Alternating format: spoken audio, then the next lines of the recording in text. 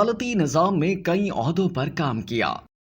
اسلامی جمہوریہ پاکستان نے آج اپنی سرزمین پر امت مسلمہ کے اتحاد کے فروغ کے لیے متحرک ایران کے صدر آیت اللہ ابراہیم رئیسی کو خوش آمدید کہا ہے۔ ان کا 2021 میں صدر منتخب ہونے کے بعد یہ پہلا دورہ پاکستان ہے۔ ایرانی صدر کا دورہ پاکستان یوں بھی اہمیت کا حامل ہے کہ جب ایران اسرائیل تنازع عروج پر ہے، نیز چند روز قبل ایک دوسرے کی سرزمین پر دہشت گردوں کے خلاف کارروائیوں کے دوران پاکستان اور ایران کے تعلقات میں بھی تلخی دیکھنے میں آئی۔ ان تمام حالات حاضرہ پر نظر رکھنے والی پاکستانی قوم ایرانی صدر کی آمد میں دلچسپی رکھتی ہے۔ اس کے پیش نظر ابراہیم رئیسی کے بارے میں کچھ تفصیلات نظر قارئین کی جاتی ہیں۔ ڈاکٹر ابراہیم رئیسی 1960 میں ایران کے شہر مشہد میں پیدا ہوئے۔ ان کے والد ایک عالم تھے اور ان کی والدہ کی وفات اس وقت ہوئی جب موجودہ ایرانی صدر 5 سال کے تھے۔ ایران میں 19 جون 2021 کو ہونے والے صدارتی انتخابات میں ابراہیم رئیسی نے کامیابی حاصل کی تھی اور انہوں نے ایران کے 8ویں صدر کی حیثیت سے حلف اٹھایا۔ 1979 میں انقلاب ایران کے بعد ڈاکٹر ابراہیم رئیسی نے